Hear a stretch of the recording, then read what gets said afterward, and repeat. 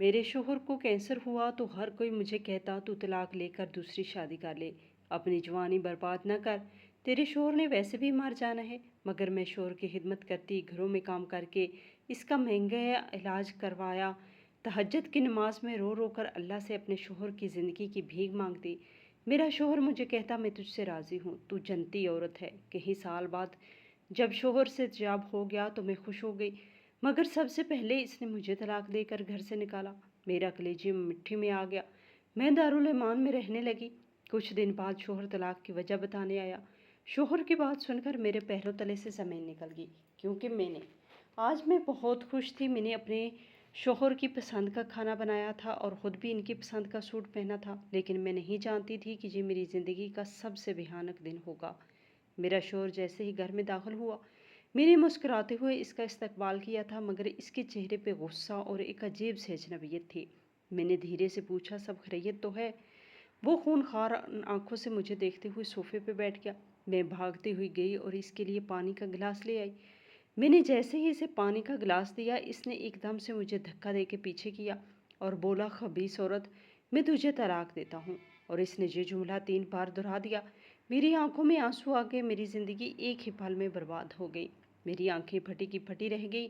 میں نے کانپتی آواز میں طلاق دینے کی وجہ پوچھی تو اس نے ایک زوردار تھپڑ میرے چہرے پہ مارا اور کہا، تمہیں سنائی نہیں دیا؟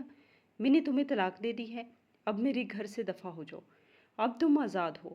آزاد؟ میں نے روتے ہوئے کہا، کس چیز سے؟ کون سا قید خانہ تھا میرا وجود؟ میں نے تو تمہارے لیے ساری دنیا کو چھوڑ دیا۔ جب تم بستر پہ تھے، لاچار تھے، بیمار تھے، تمہارے بچنے کی کوئی امید نہیں تھی، تب بھی میں نے تمہارا ساتھ دیا، دن رات تمہاری خدمت کی، تمہاری بیماری کو اپنی بیماری سمجھا۔ آخر میری غلطی کیا تھی؟ بند کرو بکواس، اور جہاں سے زندہ جا رہی ہو، یہ بھی تم پر میرا احسان ہے۔ یہ کہہ کر اس نے مجھے بازو سے پکڑا اور دروازے کی طرف دھکیل دیا۔ جس نے اس گھر کو اسے اپنے خون پسینے سے بنایا تھا، پڑوسن دروازے سے جھانک رہی تھی، کوئی کھڑکیوں سے جھانک رہا تھا، سب کے چہروں پر تماش بینی، لیکن کسی کے اندر ہمدردی نہیں تھی۔ میرے لبوں پر صرف ایک فریاد تھی، یا اللہ، میں نے کیا قصور کیا؟ میری حالت ایسی تھی جیسے کسی نے میرا سب کچھ چھین لیا ہو۔ آنکھیں اشکبار تھی، دل میں 1000 سوال اور قدموں میں بسم تھی۔ نہ کوئی پناہ، نہ کوئی سہارا، صرف ایک امید۔ میکے میں اپنے بھائی کے گھر پہنچی، دروازہ کھٹکھٹایا، بھابھی نے دروازہ کھولا، مجھے اوپر سے نیچے تک دیکھا، جیسے کوئی بے چین سوال اس کی نظروں سے جھانک رہا ہو۔ میرے جس چہرے پر دکھ، جسم پر گرد اور آنکھوں میں خالی پن تھا۔ کیا ہوا؟ کہاں جا رہی تھی اس حالت میں؟ اس نے پوچھا، جیسے میرے آنے سے اس کی دنیا میں کوئی پریشانی پیدا ہو گئی ہو۔ بھابھی، مجھے بھائی سے بات کرنی ہے۔ بھائی کمرے سے نکلے، میری حالت دیکھ کر کچھ لمحے رکے، پھر سنجیدہ لہجے میں پوچھا، طلاق ہو گئی ہے؟ میں نے سر ہلا کر کہا، ہاں۔ میری آنکھیں نم تھی لیکن زبان خاموش تھی۔ ٹھیک ہے، کچھ دن رہ لو، لیکن باتیں مت پھیلانا۔ اس کے لہجے میں وہ شفقت نہیں تھی جو ایک بھائی کے لہجے میں ہونی چاہیے تھی۔ ابتدا میں تو گھر میں ایک خاموشی سی گنجائش دی گئی، لیکن چند ہی دنوں میں بھابھی کے رویے میں تبدیلی آنے لگی۔ صبح صبح مجھے کھانے کے لیے رات کا بچا ہوا ٹھنڈا اور باسی کھانا دیا جاتا۔ اگر کبھی میں کچن میں تازہ چائے کی خوشبو سونگھ لیتی تو بھابھی کہتی، یہ بچوں کے لیے بنایا ہے، تمہیں وہی کھانا ہے جو بچ جائے۔ ایک روز جب میں نے بچوں سے بات کرنی چاہی اور انہیں کہانی سنانے لگی تو بھابھی نے سختی سے منع کر دیا، ماریا، میرے بچوں سے دور رہو، میں نہیں چاہتی کہ وہ طلاق یافتہ عورت کے زیادہ قریب ہوں۔ یہ سن کر میرا دل جیسے کسی نے نوچ لیا ہو۔ میں نے ان کے بچوں کو پیار سے دیکھا، وہی بچے جنہیں میں نے جھولے میں لٹایا تھا، جن کے دانت نکلنے پر میں نے خوشی میں مٹھائی بانٹی تھی۔ آج ان سے بات کرنا بھی جرم بن گیا تھا۔ کچھ دنوں بعد ایک شام جب کمرے میں بیٹھی تھی، بھابھی دروازے پہ آئی اور سخت لہجے میں کہا، ماریا، تمہارے جانے کے بعد میرے زیورات میں سے ایک جوڑا غائب ہے، اور تم ہی ہو جو کمرے میں آتی جاتی ہو۔ میری آنکھیں پھٹی کی پھٹی رہ گئی۔ بھابھی، آپ کو مجھ پر شک ہے؟ میں کیسے؟ میں تو کبھی ہاں تم جیسی بے سہارا عورتیں ہی تو موقع کی تلاش میں رہتی ہیں۔ بھائی کو کچھ نہ کہو، لیکن اب تم یہاں نہیں رہ سکتی۔ میرے جسم سے جیسے جان نکل گئی۔ میں نے بھائی سے بات کرنے کی کوشش کی، لیکن وہ بھی نظریں چرا گئے۔ ماریا، تم پر الزام تو لگا ہے، ہم تمہیں زیادہ دن نہیں رکھ سکتے۔ اس رات میں نے ایک چادر میں اپنے کپڑے لپیٹے اور چپ چاپ دروازہ پار کر لیا۔ شہر کی گلیاں خاموش تھی، آسمان پر چاند بھی دھند میں چھپا ہوا تھا، اور میں ایک بار پھر بے آسرا، بے نام میرے قدم مجھے اس جگہ لے گئے جہاں میں نے کبھی خدمت کے دوران دیکھا تھا، یتیم خانہ۔ دروازے پہ دستک دی ایک عمر رسیدہ خاتون نے دروازہ کھولا۔ بیٹا تم یہاں اس وقت؟ میں رو پڑی، سسکیاں لیتے ہوئے صرف اتنا کہہ سکی، اب ماں کوئی جگہ ہو، بس 2 گز زمین جہاں میں بیٹھ کر سانس لے سکوں۔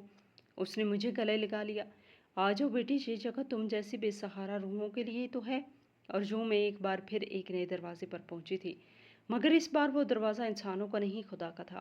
یتیم خانے کے ایک کمرے میں مجھے جگہ ملی، خالی دیواریں، فرش پر ایک چٹائی، ایک پنکھا اور ایک پرانا سا آئینہ، لیکن اس کمرے میں سکون تھا، وہ سکون جو کئی رشتوں کے ساتھ رہ کر بھی نہیں ملا تھا۔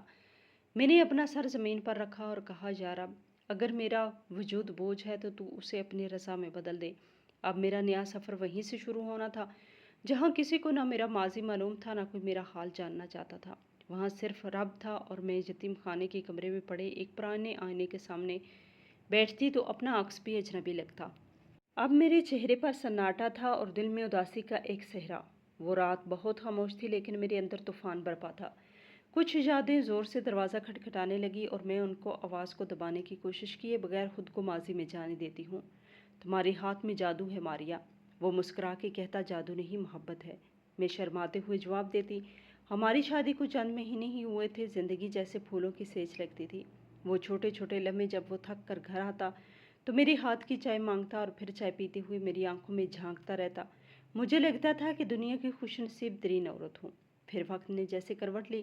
ایک دن اس کی طبیعت خراب ہو گئی، بخار، کمزوری، تھکن۔ ہم نے سوچا شاید کام کا دباؤ ہے، لیکن جب وہ بار بار بے ہوش ہونے لگا تو میرے دل نے ایک خواب محسوس ہوا۔ شام کا وقت تھا، سرد ہوائیں کھڑکیوں سے جھانک رہی تھی اور آسمان جیسے کسی انجانے غم میں ڈوبا ہوا تھا۔ میں اسپتال کے ویٹنگ روم میں اکیلی بیٹھی تھی، ہاتھ میں وہ سفید رنگ کا لفافہ تھا جس میں میرے شوہر کی رپورٹ سی۔ دل زور زور سے دھڑک رہا تھا، جیسے وہ پہلے سے جانتا ہو کہ یہ کاغذ میرے سکون کو نگل جائے گا۔ ڈاکٹر نے مجھے علیحدہ بلایا تھا، وہی پرانا مہربان چہرہ، لیکن آج کی اس کی آواز میں ایک عجب سنجیدگی تھی۔ بیگم، آپ کو حوصلہ رکھنا ہوگا۔ اس نے میرے ہاتھ پہ ہاتھ رکھا تھا۔ کیا ہوا؟ انہیں میری آواز کانپ گئی۔ ڈاکٹر نے گہری سانس لی اور پھر وہ الفاظ کہے جنہیں سننے کے بعد میری دنیا رکی۔ آپ کے شوہر کو بلڈ کینسر ہے۔ میری آنکھیں خالی ہو گئی، میں سننا نہیں چاہتی تھی، سمجھنا نہیں چاہتی تھی، صرف ایک جملہ ذہن میں گونج رہا تھا، کینسر؟ وہ بھی میرے شوہر کو؟ میں نے لرزتے ہوئے لبوں سے پوچھا، کتنے دن باقی؟ میں ڈاکٹر کی خاموشی سے کہا، اگر فوری علاج شروع نہ کیا گیا تو وقت محدود ہے۔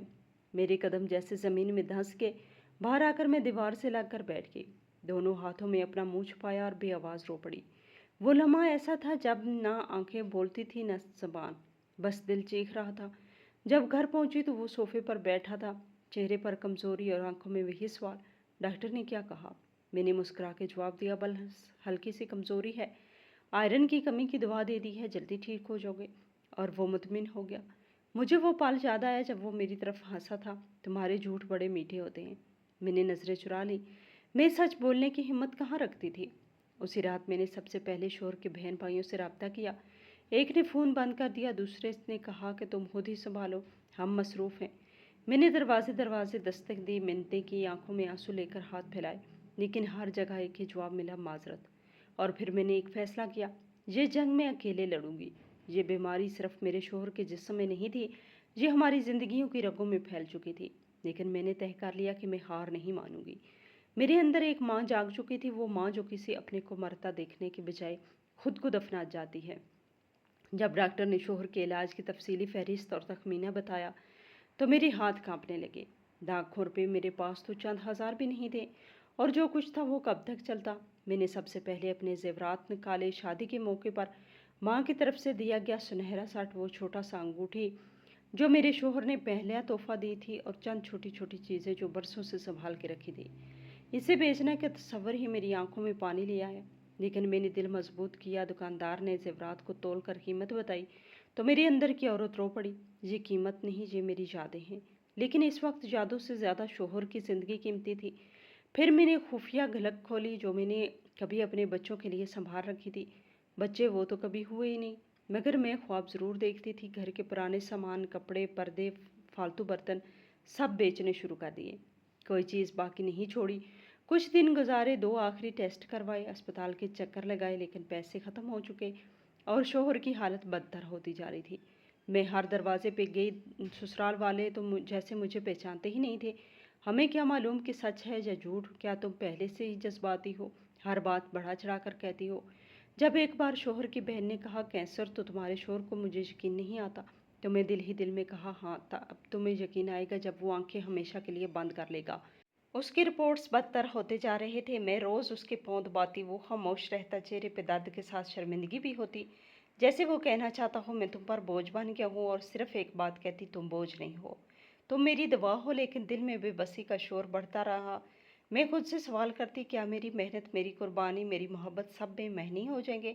میرے ہاتھ میں کاغذات تھے، مکان کی رجسٹری، وہ آخری چیز جو میرے پاس بچی تھی، ماں کی وہ نشانی جہاں میرا بچپن گزرا تھا، جہاں میں نے اپنے کھلونے سے کھیلا، ماں کی گود میں سوئی، اور جس کی دیواروں نے میری ہر دعا، ہر آنسو، ہر کہکا سنا تھا۔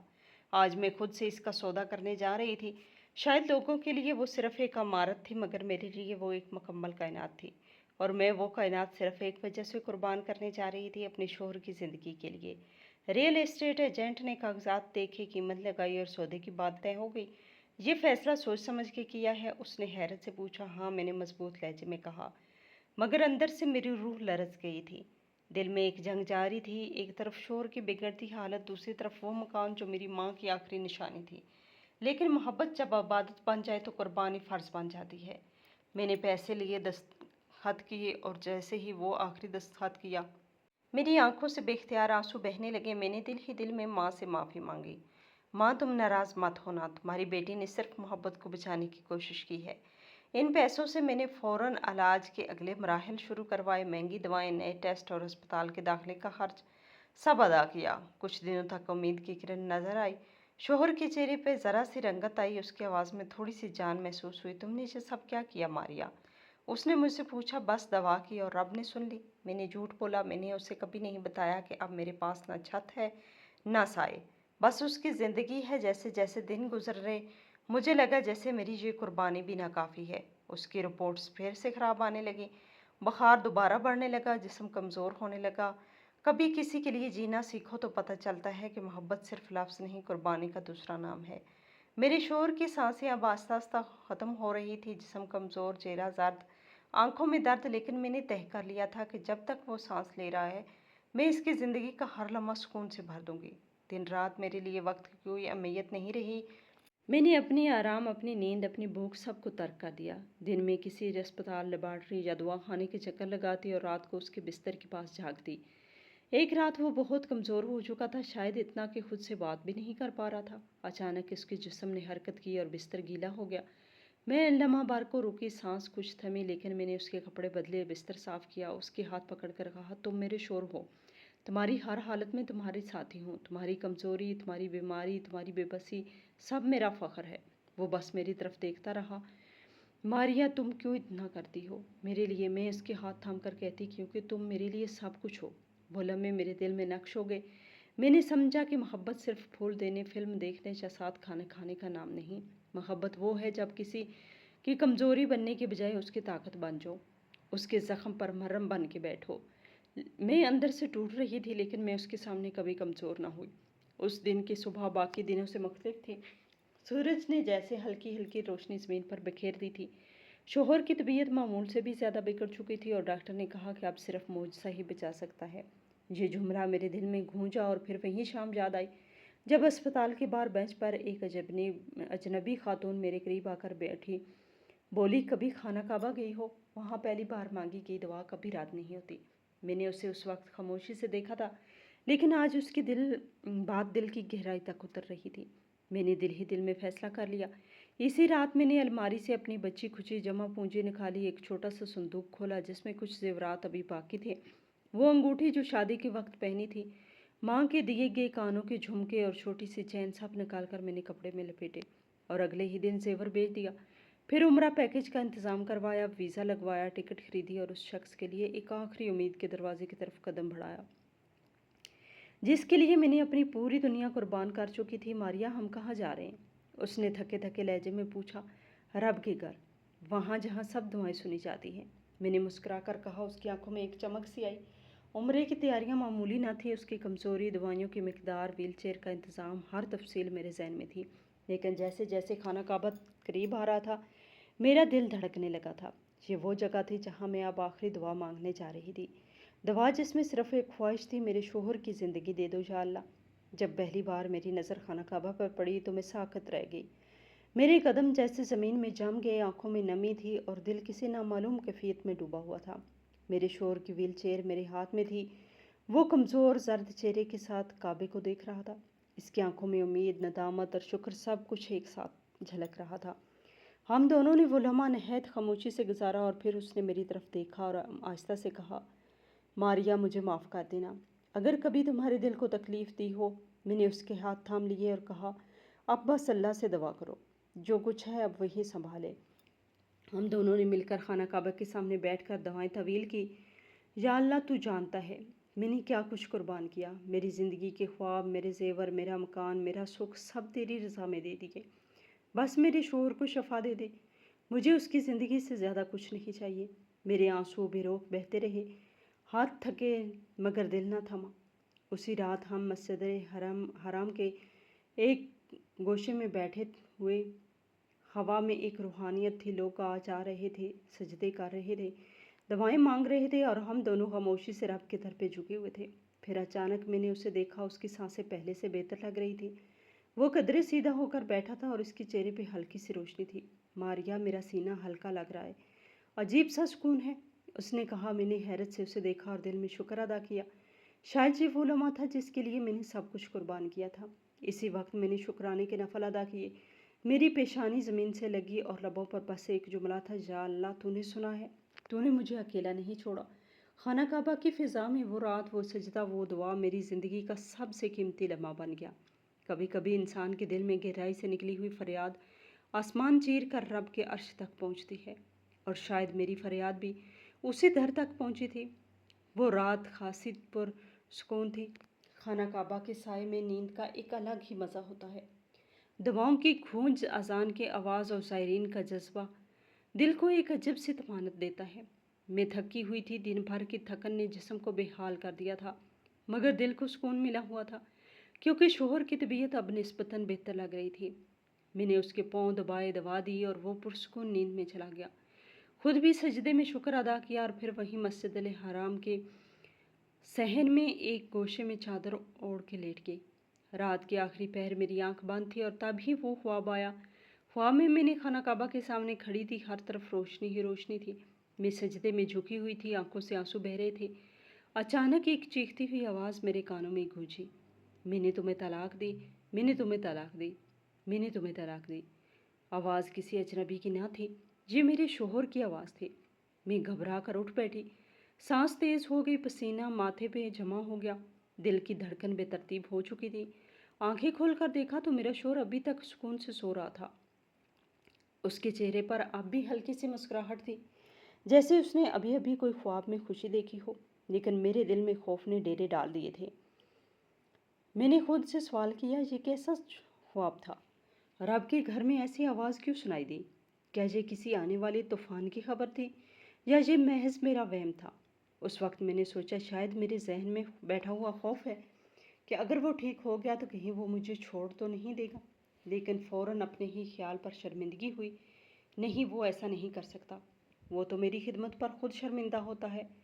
رات کی باقی گھڑیاں آنکھوں ہی آنکھوں میں گزر گئی، سونے کی کوشش کی مگر دل بے چین رہا، زبان پر بس یکھی دعا جاری تھی، یا اللہ اگر یہ خواب حقیقت بننے والا ہے تو مجھے پہلے ہی صبر دے دے، اور اگر یہ محض وسوسہ ہے تو میرے دل کو سکون دے۔ خواب ختم ہو چکا تھا مگر اس کی گونج میرے دل سے نہیں جا رہی تھی۔ صبح کے سورج کی پہلی کرن جب خانہ کعبہ کی دیواروں سے ٹکرائی تو اس روشنی نے میرے دل میں امید کی ایک نرم سی لو روشن کر دی۔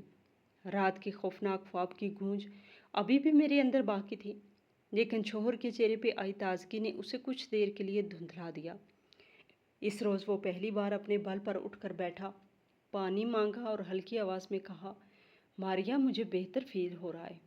میں نے اپنی آنکھیں بند کر کے لبوں پر شکر کا ورد کیا۔ شاید میری دعائیں قبول ہو رہی تھیں، شاید میری قربانیاں، جاگتی راتیں، خالی ہاتھ، سچے جذبے اب اثر دکھا رہے تھے۔ دن بھر ہم دونوں نے عبادت میں گزارا، طواف کیا، دعا مانگی، آنکھوں سے آنسو نہ رکے، نہ دعا ختم ہوئی۔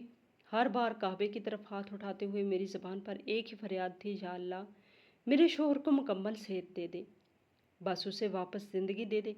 शोहर की सांसें अब हमवार थी, रंगत में फर्क आ रहा था और इसके हाथों में हल्की सी ताकत महसूस हो रही थी।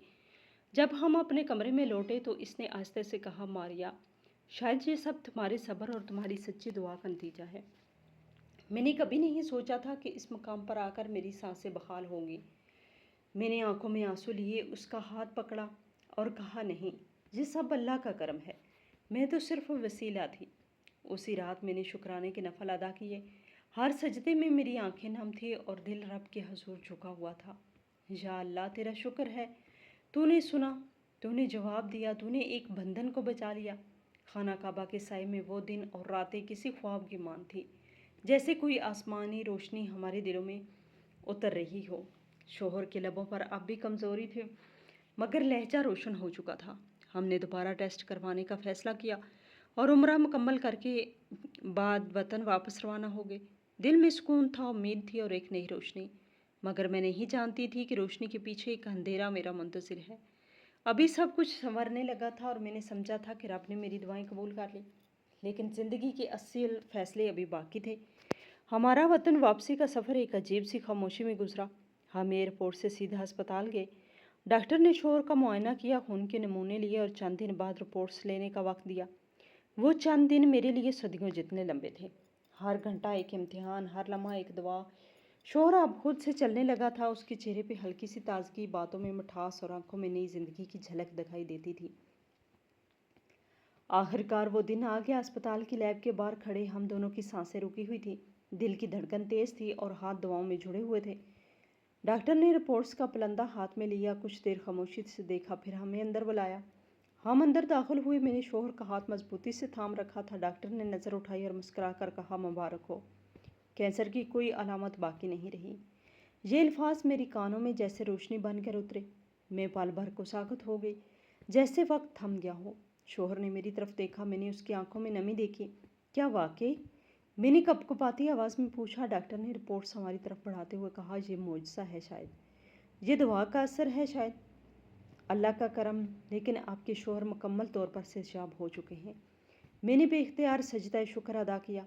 अपनी आंखों से आंसू बह रहे थे, मगर आज ये आंसू दुख के नहीं थे, ये खुशी के, इत्मीनान के और रब की रहमत के आंसू थे।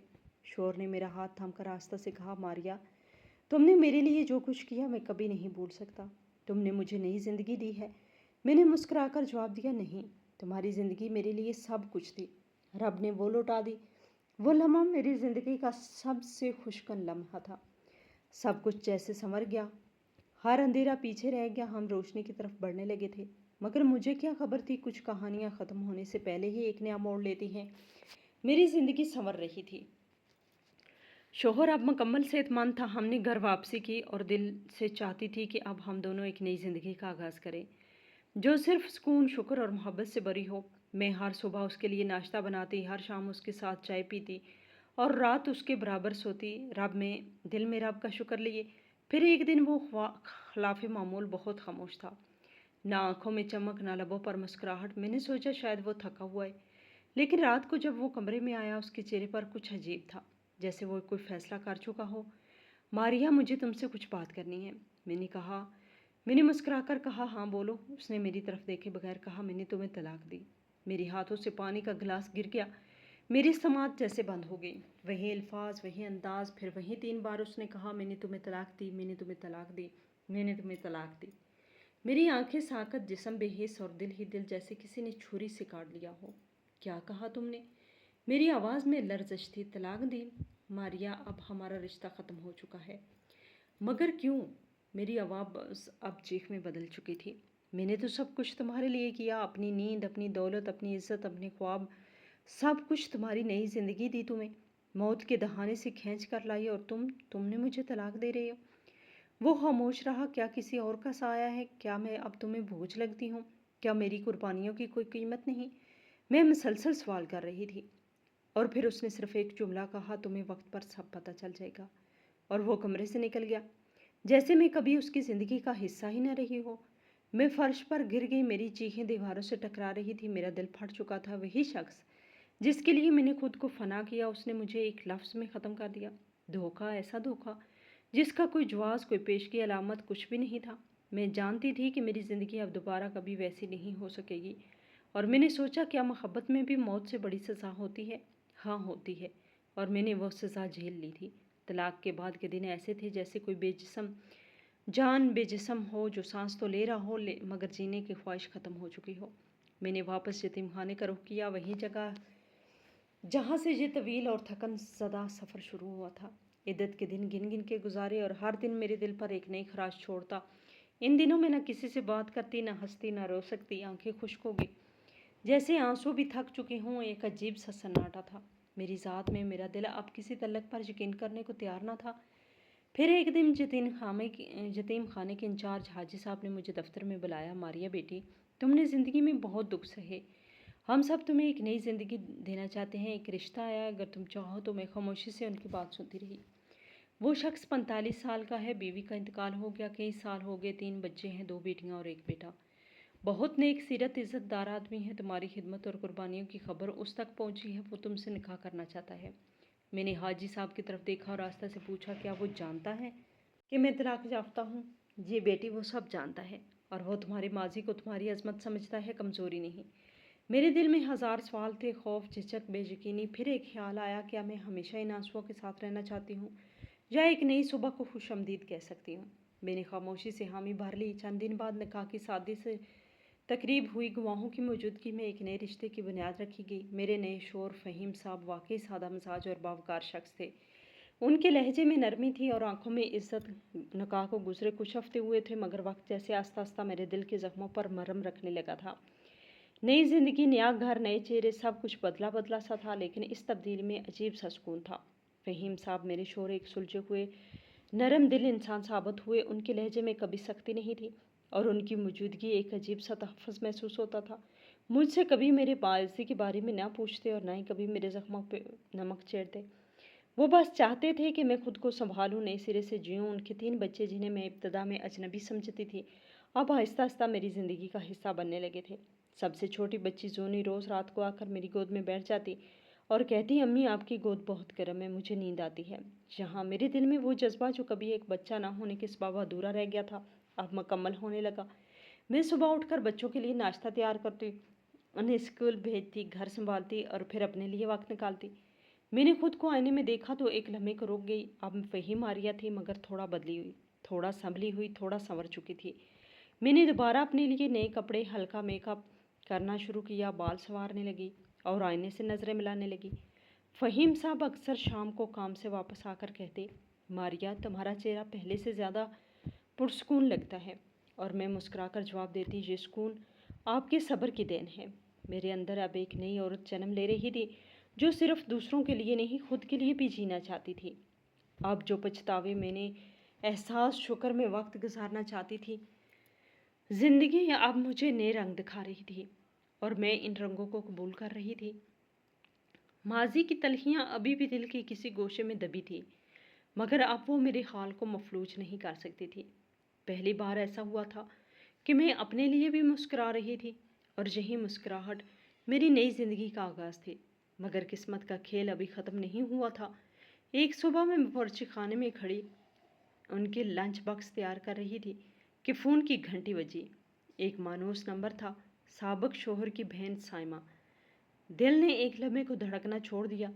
میں نے دھیرے سے فون اٹھایا، السلام علیکم سائمہ، خیریت؟ فون کی اس پار خاموشی تھی۔ پھر ایک ہچکی ابھری، آواز آئی، ماریہ؟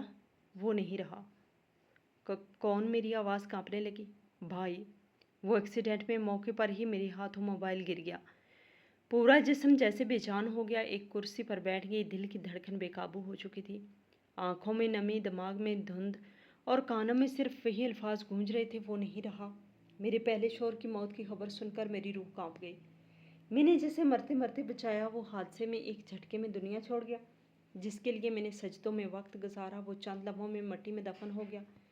دل سے ایک آہ نکلی اور سانس بے ترتیب ہو گئی۔ فہیم صاحب بھاگتے ہوئے آئے، ماریہ کیا ہوا؟ میں نے وہ مشکل لب کھولے، میرا پہلا شوہر مر گیا ہے۔ وہ چند لمحے خاموش کھڑے رہے، پھر میرے کندھے پہ ہاتھ رکھا، اللہ اس کی مغفرت کہے، تم اگر جانا چاہو تو میں تمہیں لے چلتا ہوں۔ میں نے آنکھیں بند کر کے سر ہلایا۔ ایک احساس تھا جو اندر سے مجھے توڑ رہا تھا، ایک سوال، ایک خلش، آخر اس نے مجھے کیوں چھوڑا تھا؟ اور اب وہ سوال ہمیشہ کے لیے میرے دل میں رہ جانے والے تھا، کیونکہ جواب دینے والا اب دنیا میں نہیں رہا تھا۔ اگلی صبح میں اس کے جنازے میں پہنچی۔ اس کی بہن سائمہ نے مجھے دیکھتے ہی گلے لگا لیا۔ بھابھی، اس نے آخری وقت تک تمہیں یاد کیا۔ میرے قدموں تلے زمین نکل گئی۔ میں خاموشی سے اس کی قبر کے قریب بیٹھ گئی۔ آنکھوں سے آنسو بہتے رہے اور لبوں پر صرف یہی الفاظ تھے، جیتے جی نہ سمجھ پائے تمہاری خاموشی، مرنے کے بعد کیا فائدہ۔ جنازے کے بعد کا لمحہ شاید کسی کے لیے عام سا ہوتا ہو، لیکن میرے لیے وہ لمحہ پوری زندگی کا خلاصہ تھا۔ میں قبر کے سرہانے بیٹھی تھی اور آنکھوں سے بہتے آنسو اب خاموش ہو چکے تھے۔ دل میں ایک خلا تھا، ایسا خلا جو شاید کسی لفظ سے نہیں بھرا جا سکتا۔ سائمہ میرے پاس آئی۔ اس کی آنکھیں سرخ تھیں۔ اس کے ہاتھ میں ایک پرانا سا لفافہ تھا جس پر میرے نام کے ابتدائی حروف ہلکے ہلکے سے لکھے تھے۔ یہ بھائی نے کچھ دن پہلے مجھے دیا تھا اور کہا تھا کہ اگر انہیں کچھ ہو جائے تو یہ تمہیں دینا۔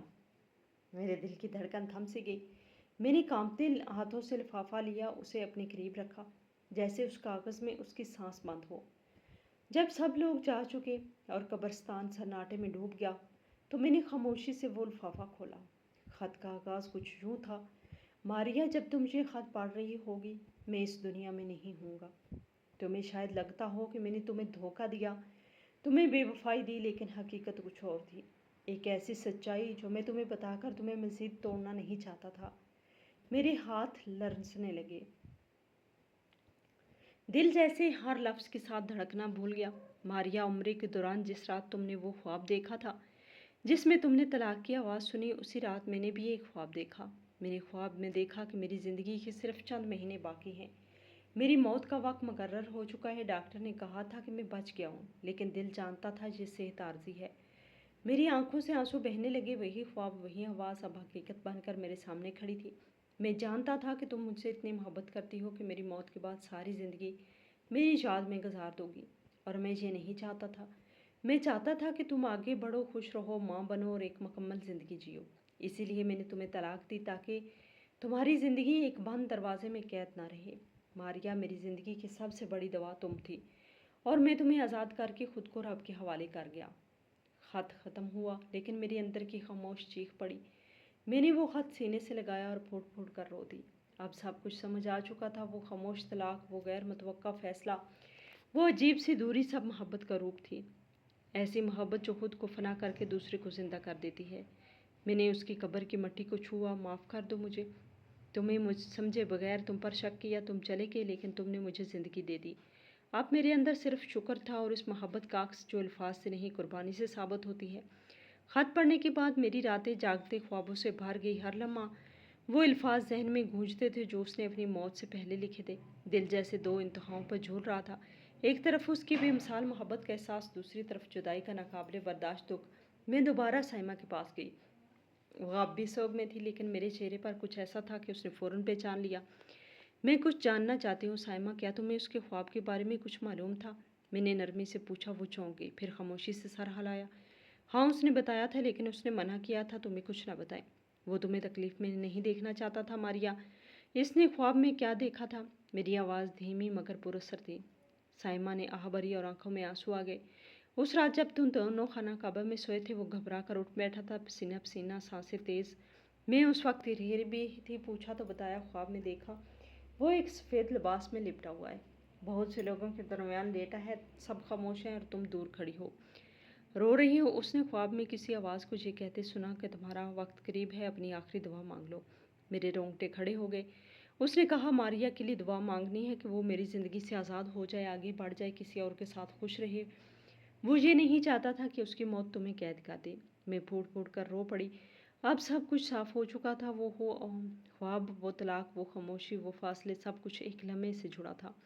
جب اس نے خانہ کعبہ میں اپنی آخری دعا مانگی تھی، میری زندگی کے آخری لمحے میں بھی وہ صرف میرے لیے دعا مانگ رہا تھا۔ اس نے اپنی محبت کو لفظوں سے نہیں قربانی سے ثابت کیا۔ میں گھر لوٹ آئی۔ میرے دل میں اب کوئی شکوہ باقی نہیں تھا، صرف اس کی یاد تھی، ایک عظیم، خاموش، بے حد گہری محبت کی یاد۔ میں نے اس کے لیے ایک قرآن خوانی رکھی، سجدے میں گئی اور رب کے حضور اس کے لیے ہاتھ بلند کیے۔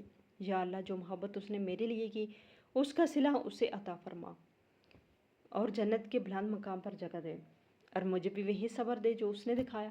کبھی کبھی انسان زندگی میں ایسے موڑ سے گزرتا ہے جہاں ہر چیز بکھر جاتی ہے، لیکن جب پیچھے مڑ کر دیکھتا ہے تو بکھری ہوئی چیزیں بھی ایک خوبصورت تصویر بناتی ہیں، ایسی تصویر جو صرف محبت، قربانی اور خلوص سے بنی ہوتی ہے۔